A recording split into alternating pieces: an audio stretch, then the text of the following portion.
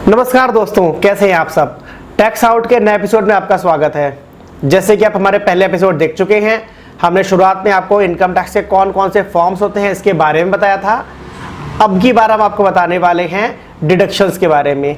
एक बहुत ही अहम मुद्दा है डिडक्शंस का भी, क्योंकि जब हम रिटर्न फाइल करते हैं तो हमारा उद्देश्य होता है कि जितना हो सके हम अपने टैक्स की सेविंग कर सके जायज़ तरीक़ों से। जायज़ तरीके क्या होते हैं? जहां पर हम वो डिक्लेरेशन कर सके या उन ऑप्शंस को चुन सके जहां पर से गवर्नमेंट ने हमें छूट लेने के मौके दिए हैं।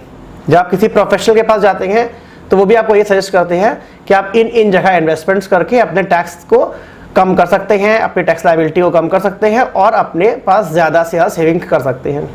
तो आज हम उसके बारे में बात कर रहे हैं। अब ये बात करेंगे सेक्शन 80 के बारे में। एपिसोड में डिडक्शंस बहुत सारे होते हैं, हम मेनली सेक्शन 80 के बारे में बात कर लेते हैं। तो सेक्शन 80 में सबसे जो अहम होता है वो होता है सेक्शन 80C, शायद आप जानते भी होंगे। कोई भी आप लाइफ इंश्योरेंस पॉलिसी करते हैं, आप म्यूचुअल फंड में इन्वेस्टमेंट करते हैं, आप सुकन्या समृद्धि योजना में पैसे लगाते हैं, आपके प्रोविडेंट फंड में जो पैसे करते हैं, आपके बच्चे की ट्यूशन फीस के जो पैसे करते हैं, ये सारे डिडक्शंस जितने होते हैं ये सारे हम क्लेम करते हैं 80C में जाके। 80C की जो लिमिट होती है वो 1.5 लाख रुपए की है। यहाँ पर आप 1.5 लाख तक के कोई भी डिडक्शंस को डाल सके क्लेम कर सकते हैं। फिक्स डिपॉजिट 5 साल के ऊपर के होने चाहिए होते हैं। म्यूचुअल फंड में इन्वेस्टमेंट 3 साल के ऊपर के होते हैं, तो वो टैक्स सेविंग होते हैं। इसके बाद हमारा सेक्शन 80CCD भी है, जो हमारे पेंशन स्कीम के लिए है। आप NPS में पैसा डाल के भी आप 50,000 की एडिशनल छूट ले सकते हैं। एक सैलरीड पर्सन के लिए ये छूटें मिल जाती हैं। इसके आगे पहुँचते तो आपको सेक्शन इंपॉर्टेंट 80D दिखता है। 80D मेनली मेडिक्लेम को लेके है, जहां पर आप अपने या अपने पेरेंट्स के मेडिकल एक्सपेंडिचर्स को, मेडिकल चेकअप्स को कवर करते हैं। आपने कोई भी खर्चा मेडिकल एक्सपेंडिचर किया है मेडिकल इंश्योरेंस को लेके, तो वो इसमें कवर होता है।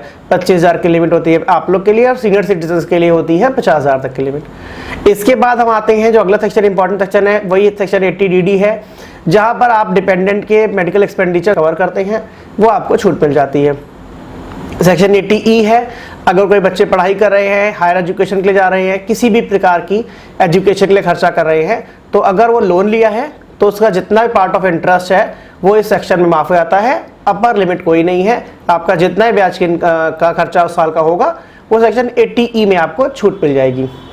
इसके आगे आते हैं तो आपको सेक्शन 80G मिलता है, जो कि आपका चैरिटेबल ट्रस्ट वगैरह को आप किसी डोनेशन में, प्रधानमंत्री फंड में, राहत कोष पे पैसा देते हैं तो उसकी छूटें होती हैं। ये 2 तरीके की होती हैं, कुछ में 50% होती हैं, कुछ में पूरी छूट होती है। जैसे प्रधानमंत्री राहत कोष है या प्रधानमंत्री फंड है, इसमें आप पैसा देते हो तो पूरी छूट मिलती है। जबकि कई चैरिटेबल ट्रस्ट है जहाँ देने पे आपको 50% तक की छूट मिल जाती है। ये भी एक तरीके से लोग अपने टैक्स बचाने के लिए और तौर पर डोनेशन करने के रूप में यूज़ करते हैं। 80GG उनके लिए है जो सैलरी तो हैं लेकिन जिनको HRA मिलता ही नहीं है। ये जो प्रोफेशनल्स हैं या फिर जो बिजनेसमैन हैं, सेल्फ एम्प्लॉयड हैं, जो कि HRA नहीं पा रहे हैं किसी तरीके से, तो उनको क्या है, उनको 5,000 महीने की लिमिट दी गई है, या फिर जो उनकी सारी इनकम कट कर निकलती है उसका 25%, दोनों में जो कम हो की छूट मिल जाती है। बाद हमारा जो इंपॉर्टेंट सेक्शन होता है वो होता है सेक्शन 80TTA, सेक्शन 80TTB। ये क्या होता है?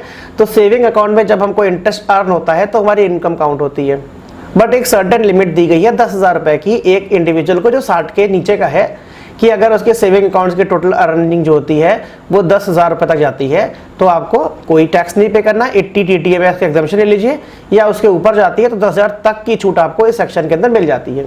लेट से आपने 12,000 रुपए सेविंग अकाउंट से कमाए हैं तो आप 12,000 रुपये अदर इनकम में डाल देंगे और यहाँ पर सेक्शन 80TTA में आके आप एग्जम्पशन ले लेंगे 10,000 रुपये की, तो आपको 2,000 की टैक्सेबल इनकम हुई, बाकी 10,000 की छूट मिल गई। सेक्शन 80TTB जो होता है वो सीनियर सिटीजन्स के लिए होता है, जहाँ लिमिट 50,000 होती है, उनने कोई भी फिक्स डिपॉजिट से अर्निंग की हुई होती है तो उसकी उन्हें यहाँ पर छूट मिल जाती है। सेक्शन 80 जिसकी लिमिट 75,000 रुपये और सीवियरिटी के केस के हिसाब से 1.25 लाख रुपए तक की होती है। ये कुछ हमारी बेसिक एग्जाम्शन है जो सेक्शन 80 के अंदर हम लोग को कवर करने को मिलती हैं। तो ये कुछ एग्जाम्शंस हैं, अगर कोई भी सैलरीड पर्सन सेल्फ एम्प्लॉयड है इन माध्यमों से छूटें ले सकता है और अपनी टैक्स लायबिलिटी को कम कर सकता है।